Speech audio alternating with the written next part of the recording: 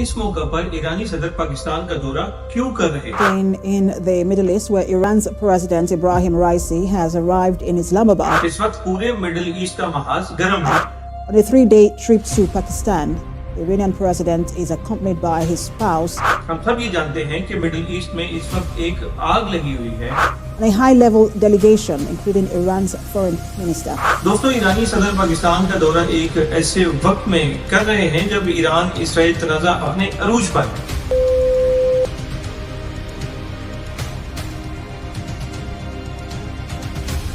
इससे कबल इसी साल के आगाज में पाकिस्तान और ईरान के तल्लुकात में उस वक्त तलखी देखने में आई थी जब दोनों पड़ोसी ममालिक की जानब से एक दूसरे की सरजमीन पर किए जाने वाले हमलों को मुबैना दहशतगर्दों के खिलाफ कार्रवाइयां करार दिया गया। ईरान ने दावा किया कि उसने जैश-उल-अदल के कुछ अनासर के खिलाफ पाकिस्तान के बॉर्डर पर फौजी कार्रवाई की और दुनिया को ये दिखाने की कोशिश की कि देखो, हम पाकिस्तान के अंदर घुसकर अकेले ही दहशतगर्दों के खिलाफ ऑपरेशन किया है।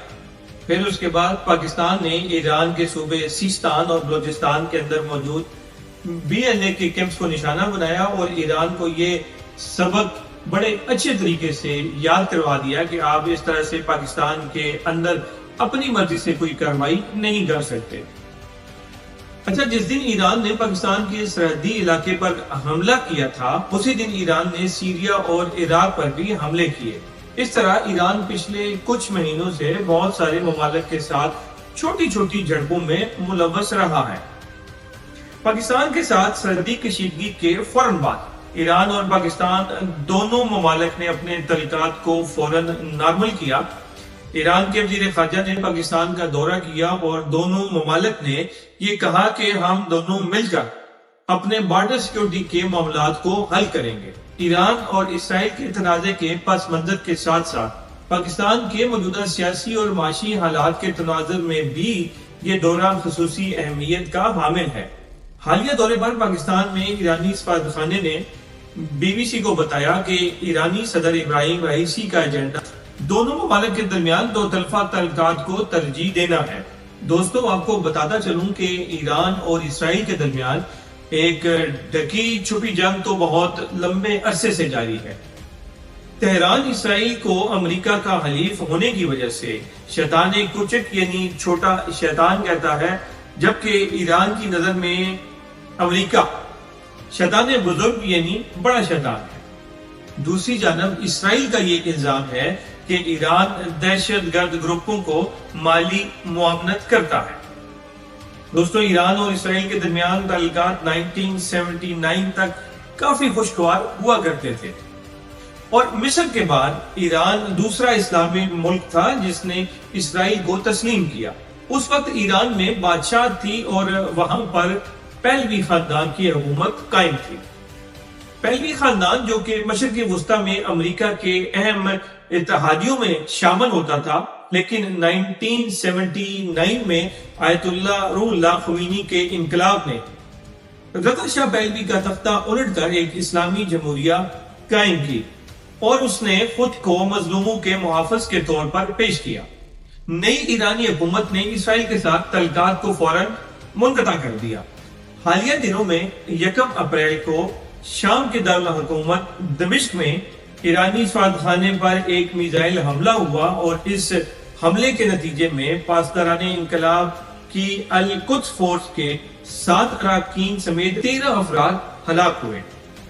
दोनों ममालिक के दरमियान कशीदगी में शिद्दत आ गई। इसराइल ने इस हमले की बाज़ाब्ता जिम्मेदारी तो कबूल नहीं की, लेकिन ख्याल यही जाहिर किया जाता है कि इस हमले के पीछे इसराइल ही था। ईरान ने इस हमले के जवाब में 13 अप्रैल को मिसाइलों और ड्रोन्स के जरिए इसराइल पर हमला कर दिया। ईरान के इस हमले पर अमेरिका, बरतानिया, फ्रांस और कनाडा समेत दीगर ताकतवर ममालिक की जानब से ईरान की मज़म्मत की गई।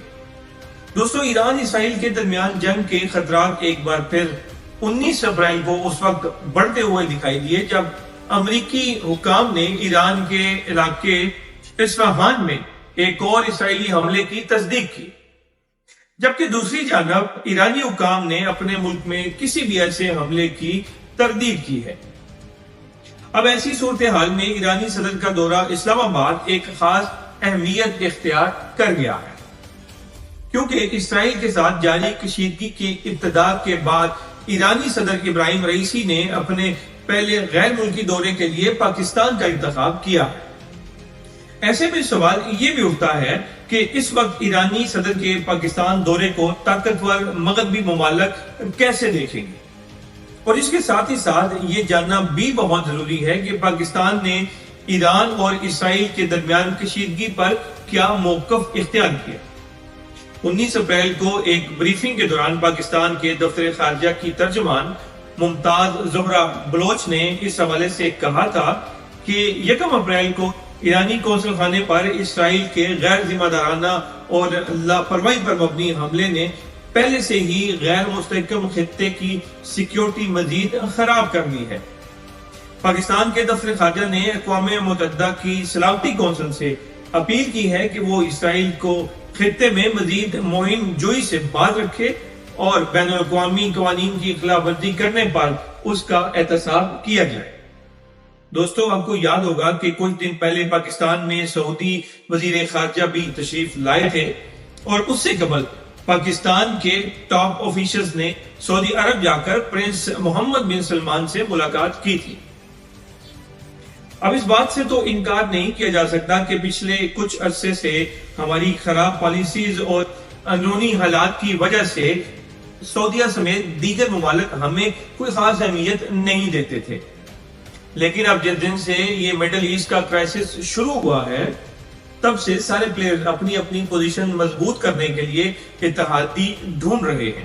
دوستو، یہاں پر یہ بات آپ ذہن میں رکھیں کہ ایک ایسا ملک جس کی آبادی 24 کروڑ سے زیادہ ہو، جو نیوکلیر پاور بھی ہو اور اس کی 7ویں بڑی فوج بھی ہو، تو اسے زیادہ دیر تک نظر انداز نہیں کیا جا سکتا۔ اسے آپ پاکستان کی خوش قسمتی کہیں یا کچھ بھی نام دے دیں، لیکن خطے میں جب بھی کوئی کانفلکٹ ہوتا ہے تو ہماری اہمیت بڑھ جاتی ہے۔ خطے کے اندر جو بھی پاکستان کی اسٹریٹجک لوکیشن ہے، وہ ان ممالک کو پاکستان کی طرف جھکنے پر مجبور کرتی ہے۔